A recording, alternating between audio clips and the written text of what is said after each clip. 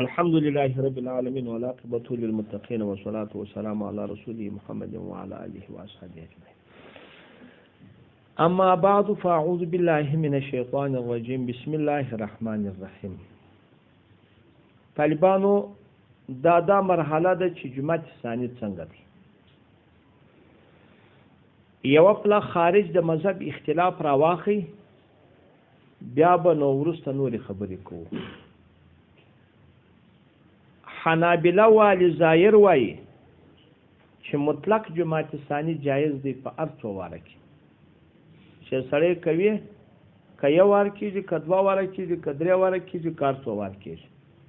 دلیل حدیث ته باب دی چې حدیث ته باب د ترمذي هغه دا دی چې یو رجل راغی د ابي سعید سره روایت دی چې قال جاء رجل او وقد صلى رسول الله صلى الله عليه وسلم فقال ايكم يتجر على هذا فقام رجل وصلى معه. څوک ول پر د تجارت وکړي یعنی مال به ورزیات کړي. د جماعت منځ په 25 یا په 20 د منفرد منځ یو په یو دی نو څوک په ورزیات کې اخر یو سره ولا سل منځ یو سره وکړي.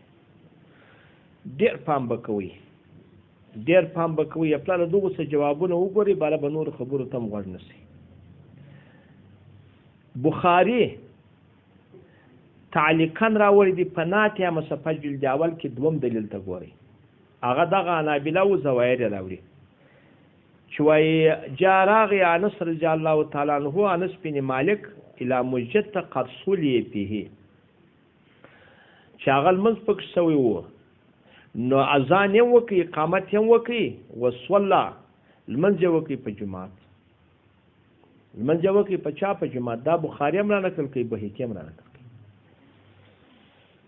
دا طالبانو تر دغه ځایه پورې د چا مذهب سو د دې حنابلو او د الجزایرو نور درې سره امامان پر دې دي درې سره امامان پر دې دي چې دوم جماعت مکروه تحریم دی.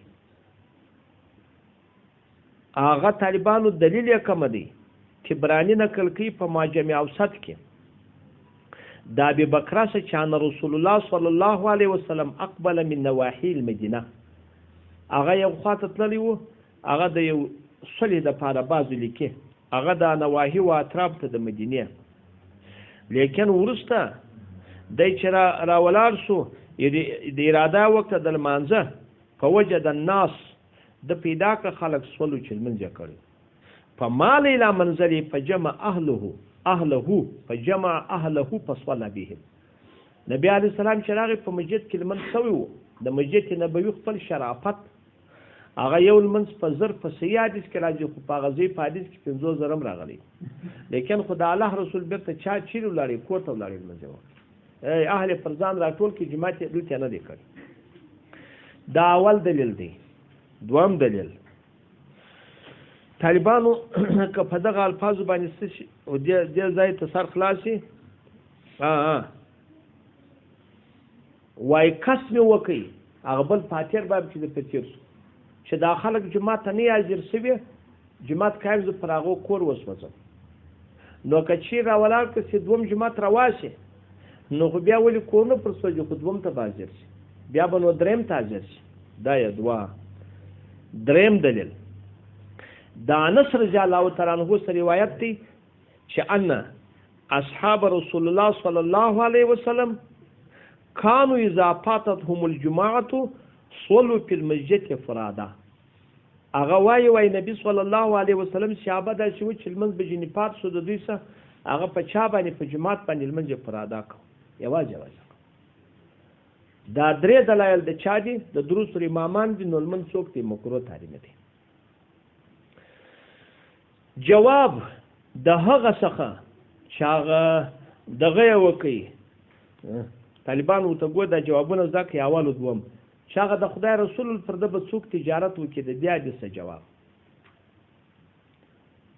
دغه دی جواب ځکه اول جواب دا پر سبیله د تداعی نو تداعی دغه توای چې د امام سوروسته څلور کس شي پر سبیله د تداعی چې نه علماء وایي جایز دی بازی وایي څه راځي.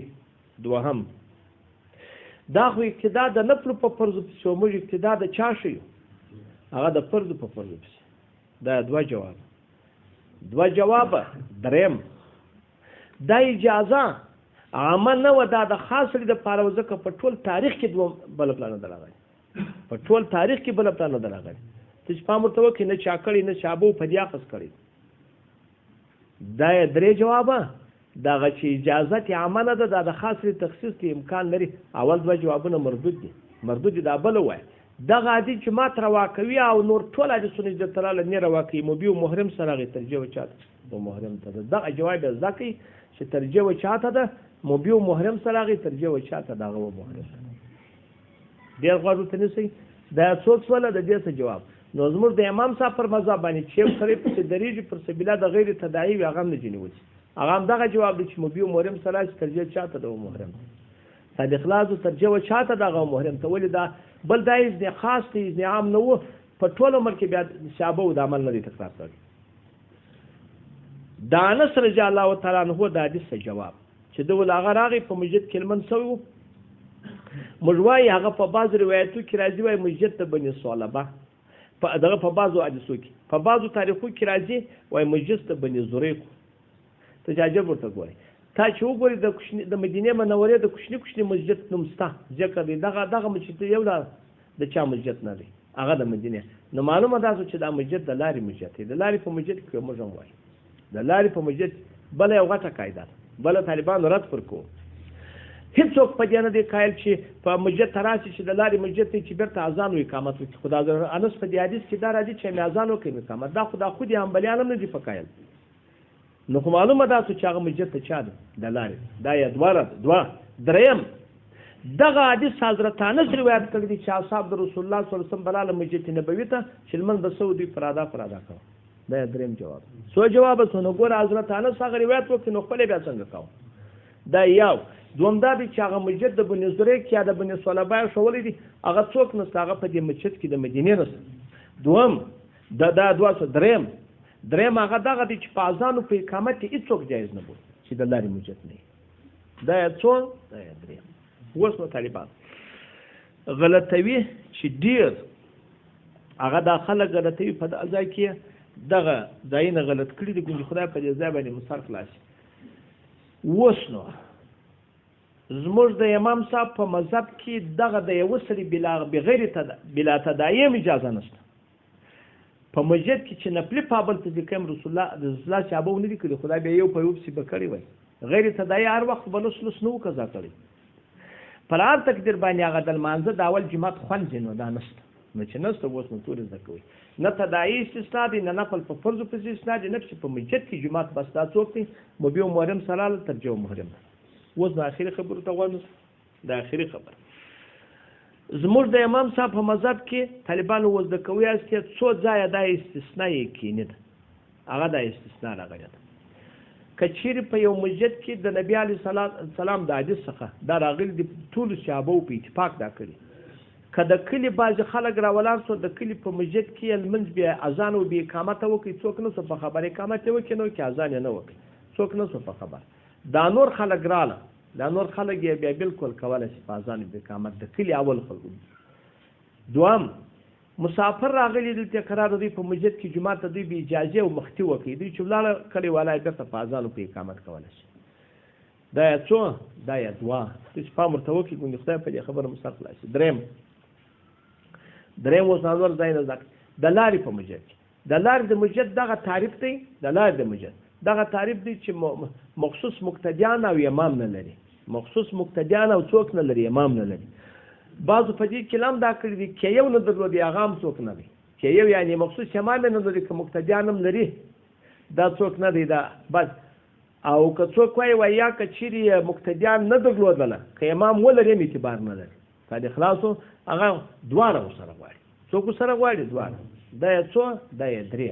په دغه درو صورتو کې بالاتفاق هغه دوم جماعت جایز دی او په هغه میراب کې به کېږي او په اذانو په اقامت. چار څوک رافي په اذانو په اقامت یې کولی شي د لارې په مسجد کې. خو ما چې هر څه فکر کړی طالبانو دا موږ په پاکستان کې ګرځو د لارې مسجد کې یو هغه د ځای شته چې میدانه وي دا شته، او چې جوړ وي هغه چې مسجد و چندانې نشته. هغه د لارې مسجد نه ورته وایي ځکه چې هر که پر پمپ مسجد جوړ وي هغه مقتدیان معلوم لري او امام لري، او که پر هر ځای باندې جوړي ما داسې څوک لیدلی چندان لیدلی هم نه. بل دا هم همدا شوه. بله خبره اوس نو یو صورت اتفاقي صورت دی چې زموږ په مذهب کې داخل خارج د مذهب خو جنوب لاړو داخل مذهب زموږ درې سره امامان پر دغه باندې متفق دي چې دا بیا مکروه تحریمي دی چې په هغه محراب کې وسي په هغه هیئت وسي په چا وسي هغه په هغه هیئت پر هغه رقم وسي اذان او اقامت او شان ګرده وسي دا مکروه تحریمي دی په اتفاق. او که هیئت بدل شي زما خبرو ته غوږ نیسئ چې هیئت بدل شو او اذان نه وسو اقامت کوي که نه اذان نه وسو او هیئت هم بدل شو امام ابو یوسف صاحب یو روایت راځي مذهب یې نه هغه دا وایي چې دا پروا نه کوي. حتی بعضو علماو که سره اجماع را نقل کړی وایي دا څوک دی دا پروا نه کوي. لیکن ته چې پام ورته وکړي د دغه حدیث د محمد رسول الله صلی الله علیه وسلم د امام ابو یوسف صاحب کول د دغه حدیث سره د نبی صلی الله علیه وسلم هغه ټکر نه دی چې دا اوس موږ د درې سره حدیثونو د ټول هر حدیث راواخلي چې محمد رسول الله صلی الله علیه وسلم د نواهیو څخه د مدینه راغی دلته لمونځ نه وکړي دا یو چیرې لمونځ ونه کړي هغه په دې مسجد کې یو. دوم د الله رسول صحابه مبارکان چې به ونه کوه. دریم دا دی چې پر اول جماعت باندې ترک وشي پر مانځه باندې سخت وعید د خدای رسول وایه نو که چیز دوم جماعت جایز نو بیا څه پروا کوي قد اخلاص نو بیا چې شرال که چیرې هغه دلیل بل دلیل خو امام یوسف صاحب یو حدیث هم دلیل نه لري د حضرت تعالی صاحب حدیث دلیل لري خو موږ د ټول چا خو د لارې مچت اخو دلته ستانه حضرت تعالی صاحب خپل هغه روایت کړی دی چې کدی دغه وایي چې یو نفر پسې ودرېدی دا وایي پر سبیل الله تداعي نه و دا تورې یو ځای نسته په حدیث چې پر سبیل الله تداعي نو بله بیا څوک هغه د نفلو پر دې کېږي پر دې نسته که څوک دغه وایي چې هغه دا د نفلو دا یو سړی پر هغه کې هغه مدد ټول چې کمه درجه ده چې هغه یې مبیح چې مبیح مولم سره بل هغه یو صحابي عمل نه دی پکړی امکان لري چې هغه د اذن خاص هغه د څوک نه اذن عام نو ځکه طالبانو حدیث د امام ابو یوسف صاحب په طرف کې چیلان است چې چلان څه په دې طرف باندې فتوا ده په دغه صورتو کې کمیرا بدل شي کنه چې بدل مکروه تحریم نه دي. خو بعضې دا فتاواوي بعضې چې الفاظ وایي په دا ځای کې دا چې آیت بدل شي وایي دا مکروه تنزیهي دی خو ماته وجه نه معلومه شي او دی پیدا کولی هم نه شي نو که د حدیث خلاف راغی حدیث څنګه ځای پر مکروه تحریمي عمل دی بل ځای پر مکروه تنزیهي عمل دا خو بستان په خلاصېدو خو حدیث ګه سره محرم کړي او د مکروه تنزیه خو د خدای رسول د جواز دپاره کاوه هغه خو په ډېر ځای کې کاوه او بل دغه ته د شانن چې دا یو ځای او بل ځای په کوم ځای کې د خدای رسول فرق کړی دی هغه استثناء خو د صحابه اوس موجود دي دا هغه موجود هم نه دا خو د حضرت تعالی صاحب د حدیث روایت کړی والته په بل مسجد کې په اذان او په اقامت په سفر کې لمونځ کاوه خو د نور هغه خو نور نو طالبانو دغه ځای نه فرق نه سره لري.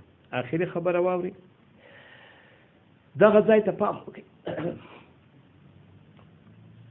پنځه خدا سوله بل جماعت دوهم جایز دی چې په هغه ځای کې نه وي چې لمانځه لپاره وقف شوی په هغه ځای کې نه وي دوم جماعت چې د چا لپاره نه وي د لمانځه لپاره وقف شوی هغه لکه برنډه هغه لکه د باندې مسجد هغه لکه نور که د مسجد په فنا کې دوم جماعتو کې پروا نه کوي څوک کې دوم جماعتو کې پروا نه کوي. بله خبره یو عجب انتیکه ده دا طالبانو شیخ الاسلام دا تورې لیکلي دي هغه وایي که یو سړی راولاړ شو په مسجد ورنه او ته جماعت چې نه سوی دا بعض خلکو په ذهن کې دا وي لیکن د باندې بل سړی راغی هغه جماعت نه دی کړی چې نه دی کړی او زما لمونځ کم شو دی باره د مسجد ته راوځي دواړه د باندې سره ولاړ شي دا جایزه ده دا جایزه ده ګوره مسجد ته چې ور داخل هم چې څوک تا ګمان کوي چې مسجد هغه یا چې مګر بل مسجد ته نه ځي دوی دواړه سره کوي ما چې د مسجد په پناه ته ځي یا کوټې ته ځي دا طالبانو بالکل جایزه ده.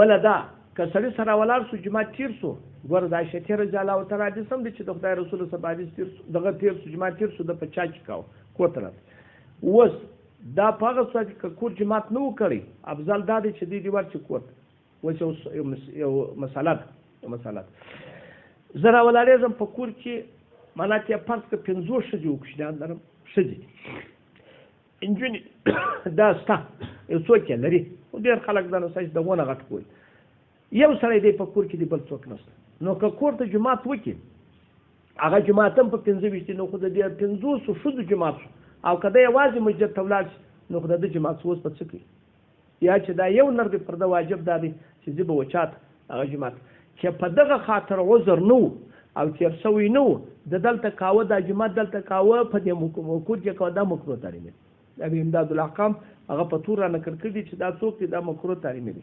څنګه یو سړی راولاړېږي کور ته جماعت کوي هغه دغه دپاره کوي لکه دلته په کوټه دلته په حجره کې خلک کوي موږ ټیم نه دی دا مکروه تحریمي دي مکروه تحریمي دي.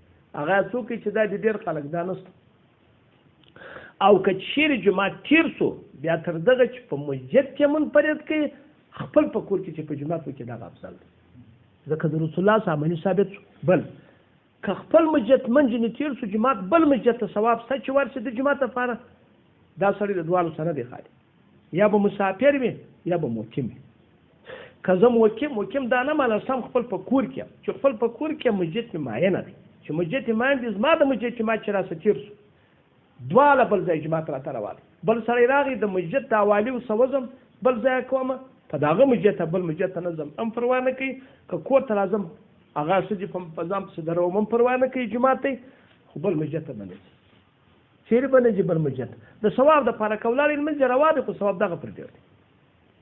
او یو مسافر دی هغه زه ولاړم په کراچي کې اوسېږم کور مې په چمن کې چې په هغه کې اوسېږم یو مسجد ته چې ورغلم لمونځ راته تېر شوی دی لمونځ راته تېر شوی دی چا ته ورځم بل مسجد ته به بیا به څوک ورځم بیا به بل ته ورځم بیا چې په هغه کې راته تېر شوی دی بیا به چا ته ورځم بیا به بل تر څو چې په هغه به تکه کې هر څه وي هغو ته سره یې تګ وراتګ کولی شي. دا صورتونه چې ګوره ګرده واورئ بلنو دغه یې څپې دي.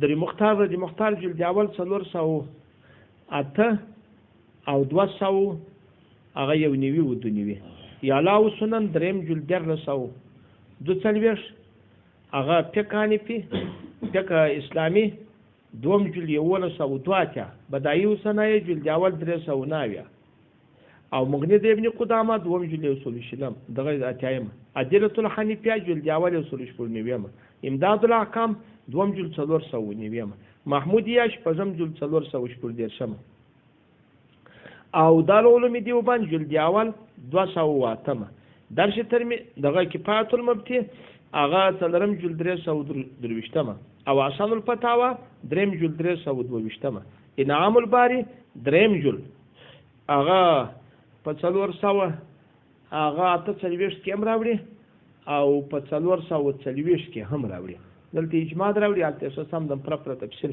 برج په دې تفصیل په دې شانو په ټول مسر خلاص دغه بیا څوک دی هغه جماعت ثاني دی والله سبحانه اعلم.